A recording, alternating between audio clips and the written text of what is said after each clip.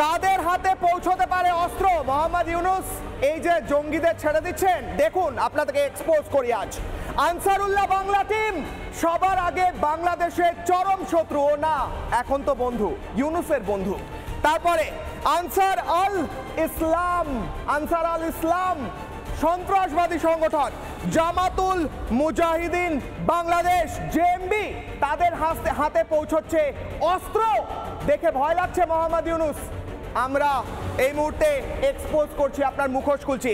হারকাতুল জিহাদ আল ইসলামী বাংলাদেশ, এই প্রত্যেকটা সংগঠন, এই নামগুলো প্রকাশ করে দিচ্ছি, মোহাম্মদ ইউনূস ভয় পান। জাগ্রত মুসলিম জনতা বাংলাদেশ নাম দিয়েছে, জাগ্রত মুসলিম জনতা। তাদের জাগ্রত কেন? তারা হাতে বন্দুক আছে, তো হাতে বন্দুকে তো নিয়ে তো ঘুমিয়ে থাকা যায় না, জাগ্রত হয়েছে। ইসলামী ছাত্র শিবির ভয়ঙ্করভাবে, এই কদিন আগে গ্রেপ্তার হলো একজন, ক্যানিং থেকে তার যোগাযোগ ছিল। লস্কর ই তৈবা পাকিস্তানেও কাজ করে, বাংলাদেশেও কাজ করে, দুই ভাই। আল কায়দা পাকিস্তান, বাংলাদেশ, আফগানিস্তান, বিভিন্ন দেশ কাজ করে, বাংলাদেশ এখন এদের ঘাঁটি হয়েছে। আইসিস, এখন আমরা দেখলাম আইসিসের কায়দায় কিভাবে মুখ ঢেকে সভা হয় বাংলাদেশে। এই মুহূর্তে যাব, আমাদের সঙ্গে রয়েছেন পরের অতিথি যারা রয়েছেন তাদের কাছে যাব, প্রশ্ন করব বাংলাদেশ আজ হয়ে গিয়েছে জঙ্গি রাষ্ট্র। কেন জঙ্গি রাষ্ট্রে কেন পরিবর্তন হবে বাংলাদেশে? আমাদের সঙ্গে রয়েছেন নাজমা কওসার, আইনজীবী, বাংলাদেশের সুপ্রিম কোর্টের আইনজীবী, আওয়ামী লীগের সক্রিয় কর্মী, সমর্থন করেন। রয়েছেন নরেন্দ্রনাথ মজুমদার, সাধারণ সম্পাদক, বিবেকানন্দ গবেষণা কেন্দ্র বাংলাদেশ। রয়েছেন কাসেম আলী, রাজনৈতিক কর্মী। আমি প্রথমেই যাব নরেন্দ্রনাথ মজুমদারের কাছে। নরেন্দ্রনাথ বাবু, এই মুহূর্তে লিস্ট দেখিয়ে দিলাম, একের পর এক জঙ্গিকে ছেড়ে দেওয়া হচ্ছে বাংলাদেশে, ইউনূস জঙ্গিদের ছেড়ে দিচ্ছে, আপনার কি অবস্থান? এই জঙ্গিদের ছেড়ে দিচ্ছে, আপনি সমর্থন করেন না এর বিরুদ্ধে কথা বলবেন, বলুন। জঙ্গিদের আমরা কখনো সমর্থন করি না, জঙ্গিদের পৃথিবীর কোনো দেশ সমর্থন করে না। কিন্তু জঙ্গিদের যে আপনি যে কাজে বলতেছেন ইউনূস ছেড়ে দিচ্ছে, ইউনূস কোনো জঙ্গি তো নির্বাহী আদেশে তার সিগনেচারে ছাড়তেছে না, ইউনূস ছাড়তেছে বাংলাদেশের বিচার ব্যবস্থা। এই বিচার ব্যবস্থা মানে নির্বাহী বিভাগ থেকে পৃথক হয়েছে আওয়ামী লীগের আমলে। এখন বিচার বিভাগ থেকে কে জামিন পাচ্ছে কে জামিন পাচ্ছে না, এই দায়িত্ব তো ইউনূস না। তৎকালীন আওয়ামী লীগ আমলে সেনাপ্রধানের ভাই জোসেফ, বাংলাদেশের শীর্ষ সন্ত্রাসীর একজন ছিল, তাকেও নির্বাহী আদেশে ছেড়ে দিয়েছিল, রাষ্ট্রপতিরা ক্ষমা করে দিয়েছিল, তখন আপনারা নিউজ করেন নাই। চিন্ময় কৃষ্ণ প্রভু জামিন পান না, কিন্তু আনসারুল্লাহ বাংলার প্রধান কিংবা জিকরুল্লাহ যে খুন করেছে সে জামিন পেয়ে যায়। আপনার এই বিচার ব্যবস্থা দেখে কি নিজের খারাপ লাগছে বাংলাদেশের এই পরিস্থিতি দেখে? ইউনূসের কথা বাদ দিলাম নয়, আমি ব্যক্তিগতভাবে চিন্ময় কৃষ্ণ প্রভুকে সমর্থন করি না, কিন্তু সে আইনি সহায়তা পাক, জামিন পাক, এটা আমি 100 বার বলি।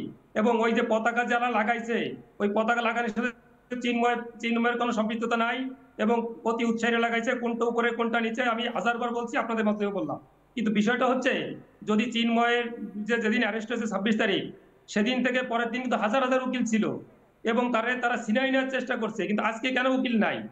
এই দায়িত্বকে আর এই যে আমাদের শ্রদ্ধা রেখে বলছি, আমাদের এপার বাংলা থেকে উপায় গিয়েছেন তথাগত দাদা, কলকাতা মেট্রো রেলের জনক, উনি প্রকৌশলী, উনি যে বললেন বাংলাদেশকে শিক্ষা দেবেন, উনি শিক্ষা দেবার কে?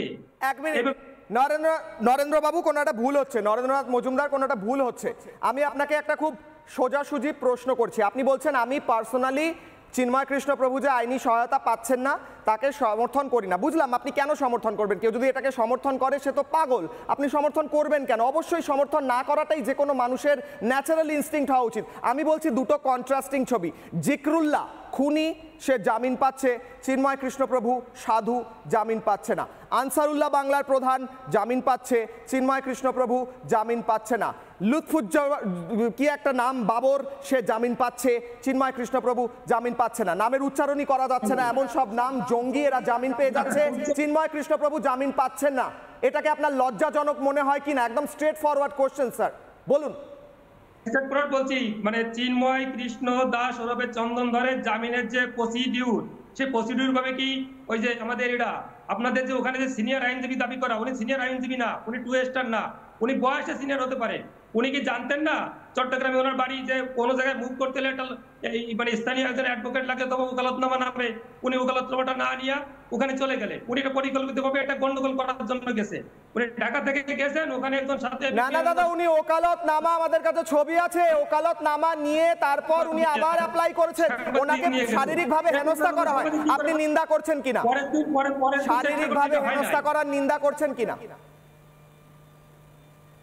কাকে উনি শারীরিকভাবে হেনস্থা হয় নাই? উনি বাংলাদেশের মিডিয়ায় বলছে শারীরিকভাবে হেনস্থা হন নাই। উনার দুই ছেলে 1996 উনি ভারতে পড়াশোনা করেছেন। কাসেম বাবু আসি, উনি শারীরিক, এক মিনিট কাসেম বাবু আসি, উনি নরেন্দ্রনাথ বাবু, এক সেকেন্ড, নরেন্দ্রনাথ বাবু উনি শারীরিকভাবে হেনস্থা হননি, আপনি বলছেন, এক মিনিট, আপনি বলছেন উনি শারীরিকভাবে হেনস্থা হননি, আমরা দাঁড়িয়ে দেখেছি, আইনজীবীরা বলছে যদি কেউ চিন্ময় কৃষ্ণপ্রভুর কথা বলে তাকে আমরা গণধলাই করব আদালতে। বিশ্বের কোন আদালতে এটা হয় দাদা? এখন তাদের একজন কর্মী, শোনেন আগে আর পরে কি বলছে শুনবেন, তারা বলছে আমাদের আধিপত্যের বিচার না হওয়া পর্যন্ত যদি কেউ ওই তার জন্য মুভ করে তাকে আমরা গণধলাই দেবো। উকিলরা বলছে সে বিষয়ে আমরা নিন্দা জানাই। বলুন নিন্দা করুন, নিন্দা করুন, আগে নিন্দা করুন, বলুন আগে নিন্দা করুন স্যার, নিন্দা করুন নরেন্দ্রনাথ বাবু। উকিলরা আদালতে দাঁড়িয়ে বলতে পারে গণধলাই করব? কোন উকিলের ভাষা এটা হতে পারে না যে এক উকিল আর এক উকিলকে গণধলাই করবে। বাংলাদেশের বিচার ব্যবস্থা ভেঙে পড়েছে, উকিল যদি আদালতে দাঁড়িয়ে বলে গণধলাই করব। আমি বললাম তো যে ওনাদের ওই বক্তব্যের নিন্দা জানাই, এবং এটা তো কোন উকিলদের ভাষা নয়। বাংলাদেশের বিচার ব্যবস্থা ভেঙে পড়েছে, তাই তো? যে উকিলদের ভাষা নয়, ওনারা ভুল করছেন। তো এখন রবিন দাদা কি উনি কি সেই মানে প্রসিডিউর অনুযায়ী জজের সামনে ওনার কথা বলতে পারছেন? উনি কি জামিনের জন্য মূল হিয়ারিং করতে পারছেন? না তো ভয় বলুন। কাসেম বাবু আপনাকে বেশ এক মিনিট হোল্ড করুন, আসছি আবার আপনার কাছে, উত্তর নিচ্ছি। কাসেম বাবু, এ কোন সকাল? এ সকাল রাতের চেয়েও অন্ধকার। এ কোন সূর্য স্বপনের থেকেও চিতা? এ পাখির কুজন না হাহাকার? এ কোন সকাল রাতের চেয়েও অন্ধকার? এই বাংলাদেশের তথাকথিত নোবেল সন্ত্রাসী, যিনি সন্ত্রাসের আতুরঘর তৈরি করছেন বাংলাদেশকে, তিনি মিশরের কায়রোতে পাকিস্তানের প্রধানমন্ত্রী শরীফের সঙ্গে গলা মিলছেন।